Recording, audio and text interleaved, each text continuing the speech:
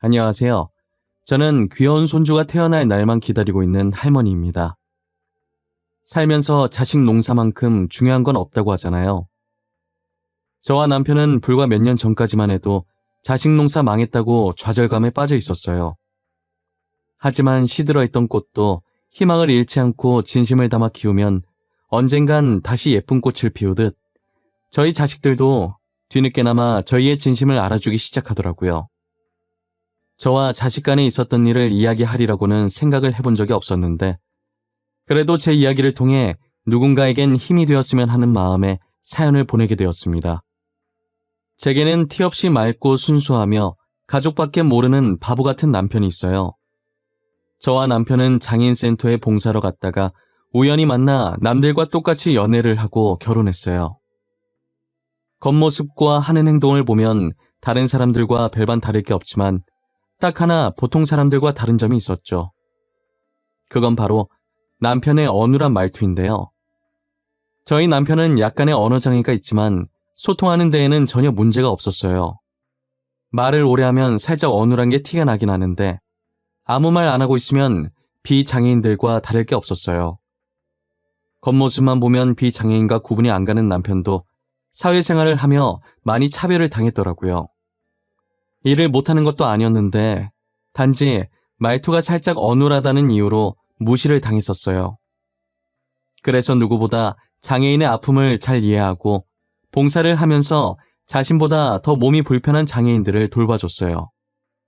저도 같이 봉사를 다니면서 남편을 통해 많은 것을 배웠죠. 몸이 조금 불편하다는 것뿐이지 장애인도 곧 같은 사람인데 감정이 없는 게 아닐 거잖아요. 저희처럼 맛있다, 이쁘다, 좋다, 슬프다 이런 감정들을 다 느낄 거 아니에요. 가끔 장애인을 바라보는 사람들의 시선이 장애인은 우리랑 달리 감정 같은 건 전혀 못 느끼는 사람으로 보는 것 같다는 생각이 종종 들었어요. 그렇지 않고서야 어떻게 그들을 비웃고 무시할 수 있겠어요? 언젠간 장애인에 대한 인식이 바뀌었으면 좋겠고 지금보다 복지도 좋아져야 한다는 생각에 저부터라도 바뀌어보자라는 마음에 봉사도 많이 하고 기부도 종종 해왔던 것 같아요. 남편은 이런 생각하고 또 실천하려고 노력하는 사람 극히 드물다고 제게 엄지척을 날려주더라고요. 칭찬받으니 괜시리 기분이 좋고 더 열심히 하고 싶은 생각이 들었어요.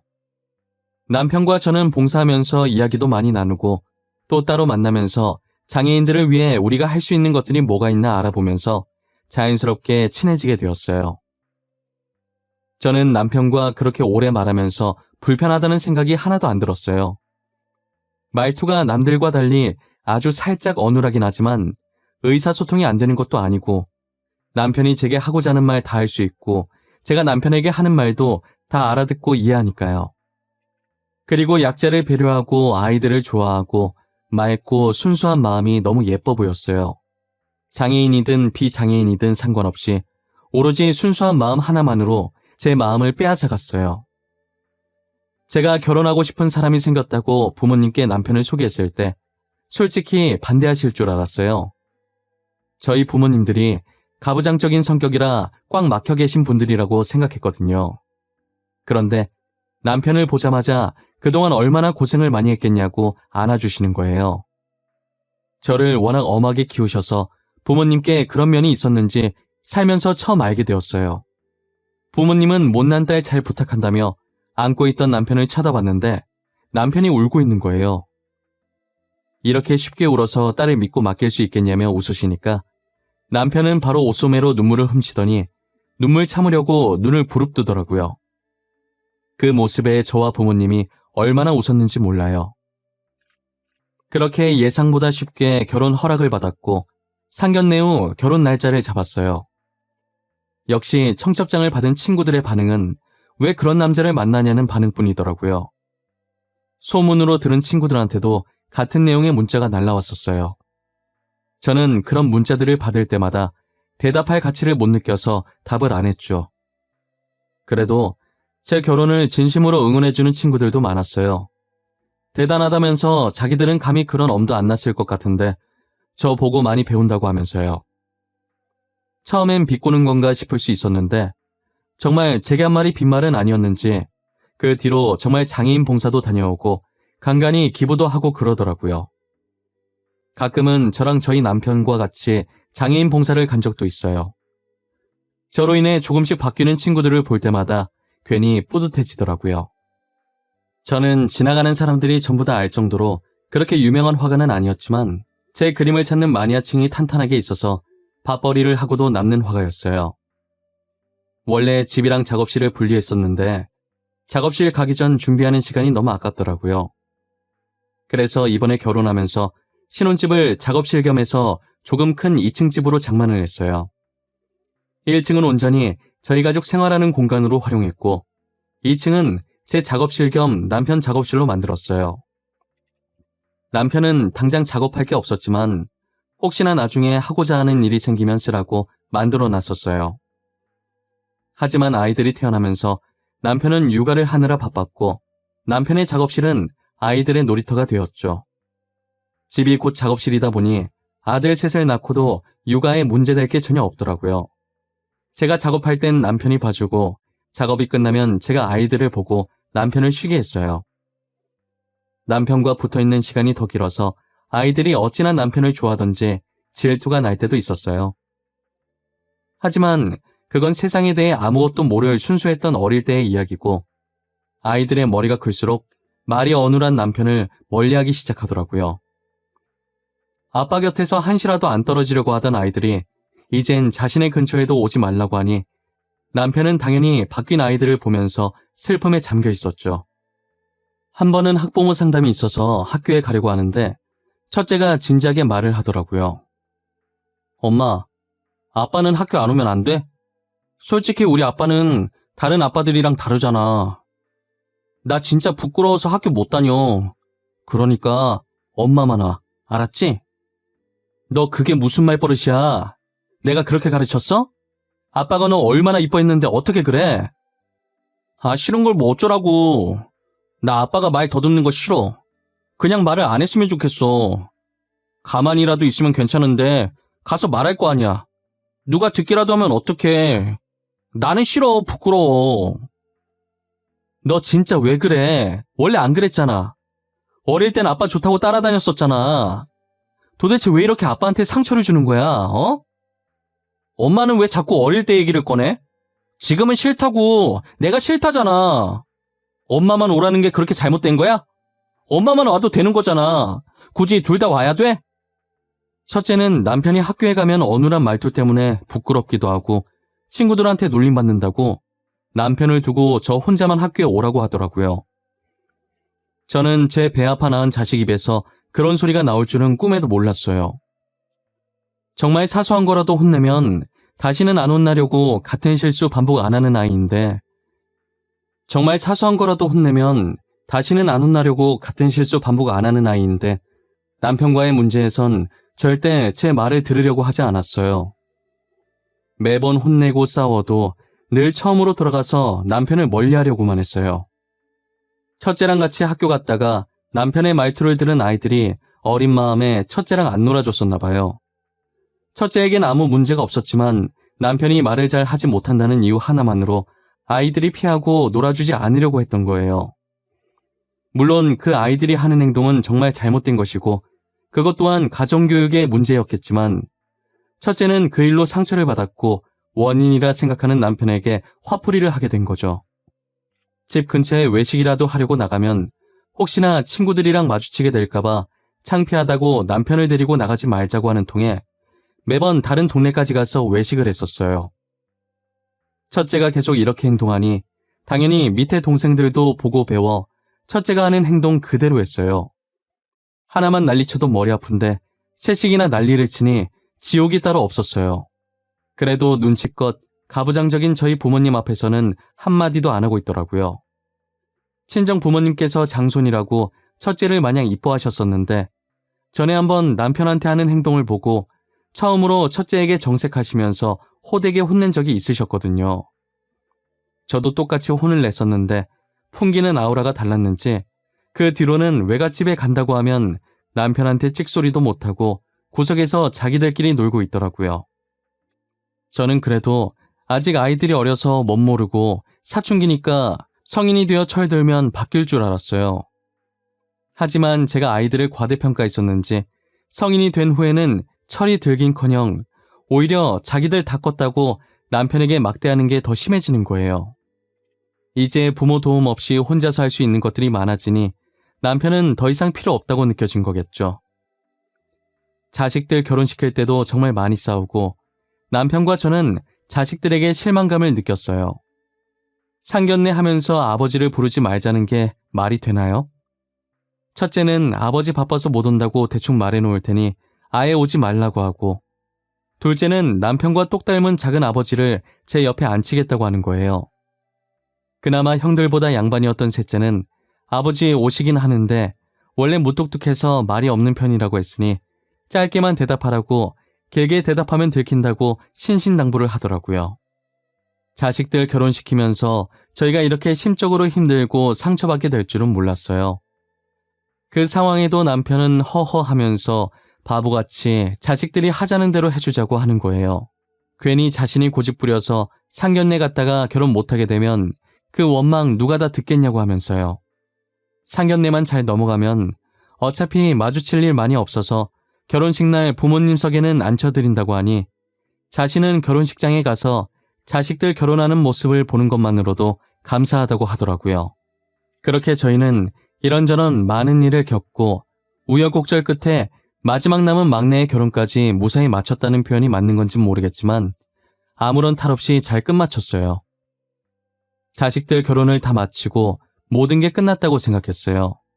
며느리들도 저희 남편이 말이 어눌하다는 걸 알고 결혼을 한 것이었거든요. 그래서 이제는 조금 편하게 살 수 있지 않을까 했어요. 저희 자식들 중에 막내가 제일 먼저 저희에게 손녀를 안겨주었어요. 저희는 혹시나 사돈이랑 마주칠까봐 사돈이 가신 후에 보러 갔어요. 눈은 저희 아들을 닮고 나머지는 막내 며느리랑 똑 닮은 것이 너무 이쁜 거예요. 저는 손을 씻고 아이를 안아들었고 남편도 아이를 안아보고 싶어서 손을 씻고 기다리고 있었어요. 아이는 저를 보기 위해 눈을 뜨려고 안간힘을 쓰는데 어찌나 예쁜지 몰라요. 그렇게 제가 몇 분 정도 안고 있다가 남편에게 아이를 넘겨주려고 하는데 물을 떠오던 막내 아들이 그 모습을 보고 물을 내려놓더니 기겁하면서 달려오더라고요. 남편은 아직 애를 제대로 안아보지도 못했는데 막내 아들이 순식간에 아이를 낚아챘어요. 아, 아버지, 그렇게 애를 막 안으시면 어떡해요. 태어난 지 얼마 안 돼서 면역력도 약한데 애한테 병균 옮으면 어쩌려고 그래요. 왜 이렇게 생각이 없어요? 미안하다. 근데 나 손 씻었어. 비누로 깨끗하게 씻고 아이 안은 거야. 옷이 더럽잖아요, 옷이. 밖에서 먼지 다 묻히고 왔을 거 아니에요. 가뜩이나 아이한테 문제 있을까봐 태어날 때까지 얼마나 걱정했는데. 너 방금 한 말 무슨 뜻으로 말한 거야? 아이한테 문제 있을까봐 걱정했다고? 무슨 문제 때문에 걱정한 건데? 혹시 내가 생각하는 그런 거 아니지? 어머니가 생각하는 거 맞아요. 혹시나 우리 애한테도 장이 있으면 어쩌나 걱정했어요. 유전일 수도 있는 거잖아요. 저희는 운 좋게 아니었지만 저희 딸은 그럴 수도 있잖아요. 오빠, 부모님한테 말을 왜 그렇게 해? 내가 저번에도 그렇게 얘기하지 말라고 그랬지. 왜 계속 아버님을 못살게 굴어, 어? 아이 일이네. 오빠도 아이 만지지 마. 내가 낳은 아이야. 막내 아들이 하는 얘기를 들으면서 얼굴이 점점 붉어지던 막내 며느리는 결국 못 참고 한 소리를 한 뒤 막내 아들에게 안겨있던 아이를 뺏어들었어요. 남편에게 사과하기 전까진 아이 못 만지게 할 거라고 하니 어쩔 수 없이 사과를 하더라고요. 진심이라는 건 눈꽃만큼도 찾아볼 수 없는 사과였지만요. 그래도 저희는 막내 며느리 덕분에 손녀를 마음껏 볼 수 있었어요. 막내 며느리가 매일같이 저희 집에 놀러와 저희에게 손녀를 보여주었거든요. 그러다 한 번은 막내 며느리가 짐을 싸서 저희 집으로 온 거예요. 아니, 아가, 이게 무슨 짐들이야? 너 혹시 지혁이랑 싸운 거야? 그래서 짐 나온 거니? 그래? 내 말이 맞아? 저 당분간만 어머님, 아버님이랑 지내도 될까요? 저 오빠 버릇 고칠 때까지 집에 안 들어가려고요. 아이도 오빠한테 맡기고 왔어요. 도대체 무슨 일인데 그래? 아이까지 두고 올 정도로 심하게 싸운 거야? 무슨 일로 싸웠는지 나한테 말해봐. 들어보고 내가 도울 수 있는 일이면 도와줄게. 오빠가 아이 데리고 여기 오는 거 싫어하는 거예요. 저는 같이 아이 봐주셔서 좋은데. 그래서 화나서 당분간 나가 있겠다고 혼자서 애 잘 키워보라고 하고 나와버렸어요. 그래서 그렇게 짐 바리바리 싸들고 여기로 찾아온 거야? 혹시 매일 와서 그런 건가? 그럼 일주일에 한 번 오겠다고 말 잘해보지 그랬어. 그게 사실 아버님이랑 아이랑 같이 있는 걸 안 좋아해서요. 자꾸 이상한 소리 하면서 아버님이 아이 못 만지게 하라고 하잖아요. 그래서 짜증나서 싸웠어요. 막내 아들은 막내 며느리가 아이를 데리고 저희 집에 가는 것에 불만을 품었어요. 정확히는 저희 남편이 아이를 만질까봐 난리 법석이었던 거죠. 마치 남편을 손만 닿아도 병에 걸리는 전염병 환자 취급을 하고 있더라고요. 도대체 나이를 얼마나 더 먹어야 정신을 차릴까 싶었어요. 막내 며느리는 그동안 아이 보느라 지쳤었는데 휴가라고 생각하고 여기서 쉬겠다고 하더라고요. 저는 아무 생각하지 말고 편하게 있고 싶은 만큼 있다가 가라고 했어요. 집에 며느리가 있는 거랑 없는 게 차이가 꽤 크더라고요. 어찌나 친딸처럼 살갑게 저희를 대하던지 이래서 딸을 낳아야 하는구나 싶었다니까요. 아무래도 며느리가 제 친딸은 아니니 어느 정도 벽이 있기 마련인데 막내 며느리는 전혀 없었어요. 혼자 장 보러 가려는데 괜찮다고 해도 계속 같이 가겠다며 옆에 붙어서 쫑알쫑알 말동무도 해주고 짐 많으니까 자기가 더 무거운 짐 들겠다고 제가 계산하고 있을 때 먼저 짐 들고 저만치 가 있더라고요. 막내 며느리 하나 집에 들어왔을 뿐인데 남편과 둘이 살 때와는 완전 다른 분위기였어요. 막내 며느리는 부모님께서 조부모님을 모시고 살고 계셔서 어릴 때 조부모님과 함께 지냈다고 하더라고요. 어릴 때 할머니, 할아버지와 함께 살아서 그런가 어른 공경할 줄 알고 기본이 되어 있는 아이였어요.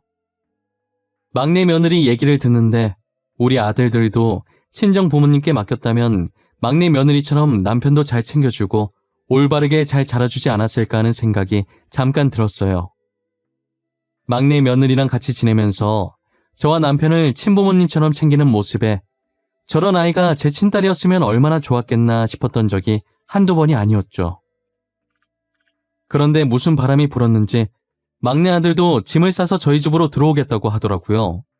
조만간 자기 집에 있던 가구들도 올 건데 여기 있는 거 오래된 거라 버리고 자기 집에서 쓰던 것들 얼마 안 된 것들이니 그걸로 갈아치우자고 하면서요. 달라진 막내 아들을 보고 며느리는 웃고 있었고 남편과 저는 당황해하고 있었어요. 너 갑자기 뭐야? 며느리 데리러 온 게 아니라 우리랑 여기에 같이 살겠다고? 너가? 우리랑? 왜? 언제는 네 딸 만지는 것도 싫어하더니? 그동안 죄송했어요. 집사람이 그러고 간 뒤로 많이 생각했어요. 그동안 제가 두 분께 상처만 준 것 같더라고요. 정말 반성 많이 했어요. 어머님, 저희 여기서 살아도 되죠? 오빠도 살고 싶다잖아요. 저는 어머님이랑 아버님이랑 같이 사는 거 너무너무 좋아요. 나와 네 아버지는 상관없는데 너네가 불편하지 않겠니? 둘이 화해한 것 같은데 그냥 둘이서 재미나게 살지 그래. 우리는 괜찮아. 에이, 뭐가 불편해요. 저희는 하나도 안 불편해요. 오빠도 결혼 전까진 여기서 살았는데 불편할 게 뭐 있겠어요. 그리고 저는 이렇게 같이 사는 게 더 재밌어요. 막내 며느리는 제게 팔짱을 끼면서 같이 살게 해달라고 애교를 부리더라고요. 저야 같이 살면 시끌벅적한 게 사람 사는 집 같고 좋지만 아이들이 불편할까 걱정이었어요. 아이들은 불편할 것 하나 없다고 같이 살겠다고 하길래 못 이기는 척 그러라고 했죠. 도대체 막내 며느리가 어떻게 꼬등인 건지 모르겠지만 막내 아들이 많이 달라졌더라고요. 아직은 어색하지만 먼저 남편에게 다가가서 과일 건네고 목욕탕도 같이 가는 거예요. 달라진 아들의 모습에 놀라서 막내 며느리를 쳐다보면 아무 말 없이 웃으면서 어깨를 으쓱 하더라고요. 제가 다른 건 몰라도 며느리 하나는 정말 잘 뒀다는 생각을 했어요. 다른 아들들과 며느리들은 명절이나 특별한 일 아니면 연락도 안 하는데 막내 며느리는 스스로 시댁살이를 자처하니 어찌 안 이뻐할 수 있겠어요. 그렇게 막내 아들 내외랑 지내다 명절이 다가와 삼형제의 내외가 모이게 되었어요. 첫째와 둘째는 달라진 막내 아들을 보고 비아냥거리기 바쁘더라고요. 지혁이 말이야, 언제부터 저렇게 아버지를 챙겼다고 난리래? 아버지 뒷공무니만 쫓아다니네. 벌써부터 유산 노리고 저러는 건가? 에이, 설마. 근데 아버지 유산이랄 게 있나? 어머니 유산이면 몰라도 지혁이 아예 집도 정리하고 여기서 산다며. 진짜 아버지 우리 몰래 숨겨놓은 재산 있는 거 아니야? 그렇지 않고서야 저렇게 챙길 필요가 있어? 같이 아버지 무시할 땐 언제고 이제 와서 왜 저래? 이놈들아, 제발 철 좀 들어라. 너넨 언제 철 들려고 이러냐? 형이라는 놈들이 동생 욕을 해서 쓰겠어? 동생 좀 보고 배워. 뒤에서 동생 욕한다고 바쁜 한심한 아들들 머리를 숟가락으로 가볍게 쳤어요. 제가 자신들 옆에서 밤을 숟가락으로 퍼먹고 있자 서로 눈짓을 하더니 제 옆에 바짝 붙어서는 혹시 남편에게 숨겨진 재산이 있냐고 묻는 거예요. 아무래도 막내가 돈 냄새 맡고 저러는 것 같다고 하면서요. 남편한테 막대하는 것도 모자라서 막내를 돈밖에 모르는 속물로 만드는 게 너무 괘씸하더라고요. 그래서 먹고 있던 숟가락으로 다시 한번 아들들 머리를 내려쳤어요. 이번엔 힘 좀 실어서 내려치니 아팠는지 머리를 감싸주더라고요. 저는 주제를 바꿔보려고 손자 얘기를 하기 시작했어요. 너네는 언제 애 낳으려고 그러냐? 다 늙어서 낳을래? 너네 지금 결혼한 지가 언제야? 너는 6년, 너는 4년 됐지 않았니? 그러다 노산으로 애 낳기 힘들어진다. 낳을 거면 빨리 낳아. 아, 나도 낳고 싶어. 낳고 싶다고. 지금 누구 때문에 못 낳고 있는데. 우리라고 뭐 이러고 싶어서 이러는 줄 알아? 맞아. 우리도 아들, 딸 낳고 싶은데 무서워서 못 낳고 있는 거야. 엄마는 잘 알지도 못하면서 우리한테 그래? 무섭긴 뭐가 무서워. 애는 여자가 낳지. 네가 낳아? 막내 봐라. 막내는 벌써 낳아서 지금 애가 저만큼 컸다. 그러니까 쟤는 장이 하나 할까봐 겁나지도 않나. 어떻게 낳을 생각을 했지? 나는 진짜 우리 애도 장이 있을까봐 못 낳겠던데. 우리는 운 좋게 건강하게 태어났지만 한 대 걸러서 우리 애가 장애 있으면 어떡해. 우리 집사람도 엄청 걱정해. 애는 낳고 싶은데 문제 생길까봐. 아들들이 저렇게 얘기하니 며느리들도 무섭다고 한마디씩 거들기 시작하더라고요. 저는 와중에 남편이 제 심부름으로 잠시 밖에 나가 있어서 이 자리에 없다는 게 다행이라는 생각이 들었어요. 만약 같은 공간에 있어서 이 말을 들었다면 얼마나 상처를 받았겠어요. 순간 저도 욱해서 아들과 며느리들한테 그런 식으로 살지 말라고 소리쳤고 제 목소리가 커진 걸 듣고 부엌에 있던 막내 아들 내외가 무슨 일이냐고 뛰쳐나왔어요. 진짜 보자 하니까 너네 진짜 그딴 식으로 살지 마. 그러다 천벌 받아. 그리고 첫째랑 둘째, 너네는 부모님이 그렇게 가르치셨니? 시아버지 대우 그딴 식으로 하라고 하셨어? 어머님, 무슨 일이에요? 왜 목소리가 커져요? 싸우는 거예요? 너네 아버지는 장애 가지고 태어나고 싶었겠니? 어? 내가 그동안 아직은 어려서 그렇겠지. 성인이어도 아비가 안 되어봐서 아비 마음을 모르겠지 하면서 그냥 넘겼어. 근데 정도가 심하지 않니? 우리는 걱정도 못해. 솔직히 우리가 틀린 말 한 것도 아니잖아. 우리 몸에 아버지 유전자 있으니까 우리 자식이 장애아로 태어날 가능성이 있는 거 맞잖아. 큰아주머님, 말을 왜 그렇게 해요? 키워준 아버지한테 그렇게밖에 말 못해요? 저희 할아버지도 장애인이셨어요. 근데 저희 아빠도 저도 비장애인이고 제 딸도 비장애인이에요. 막내 며느리는 첫째 아들 말에 들고 있던 뒤집개를 바닥에 던지면서 소리쳤어요. 갑작스러운 막내 며느리의 고백에 다들 놀란 듯 막내 며느리만 쳐다보고 아무 말도 못하더라고요. 그리고 울분을 토하듯 지금은 우리가 비장애인이지만 우리라고 장애인 안 될 줄 아냐고, 당장이라도 사고 잘못 나면 장애인 될 수 있는 거라고 주먹을 쥐면서 소리 질렀어요. 서열로 보나 나이로 보나 막내인 셋째 며느리가 자신들에게 삿대질하면서 소리를 질러도 맞는 말뿐이니 첫째, 둘째 아들 내외들이 아무 말도 못하더라고요. 저는 조용히 방 안으로 들어가 서랍 구석에 박혀있던 수첩들을 꺼내서 아들들 앞에 던져놨어요. 아들들은 제가 던진 수첩을 들더니 저를 쳐다보길래 한번 열어보라고 했어요. 수첩들 표지엔 아들들의 이름이 적혀 있었고 그 속엔 남편의 글씨로 빼곡히 가득 차 있었어요. 그 수첩엔 아들들이 태어난 직후부터 성인이 되어 결혼할 때까지의 육아일기가 적혀 있었어요. 저도 안 썼던 육아일기를 남편이 하루도 빼놓지 않고 써내려갔었죠. 남편은 어느 정도 컸을 때 한 일기장에 다 같이 적어도 됐을 텐데 꼭 한 사람씩 따로 일기를 적었어요. 육아일기를 보고 있으면 남편이 얼마나 자식들을 아껴왔는지 볼 수 있었어요. 늘 자신에게 모진 말을 하던 못난 아들들이지만 부모가 아니면 누가 자식의 투정을 받아주겠냐며 그렇게 남편은 자기 가슴이 멍들고 있는 줄도 모르고 항상 아들들 생각뿐이었어요. 첫째와 둘째 아들은 수첩을 읽어 내려가며 조용히 눈물을 흘렸어요. 그리고 다른 공책을 꺼내서 아들들에게 건넸어요. 거기엔 아들들이 그동안 남편에게 어떻게 했는지가 적혀있는 제 일기장이었어요.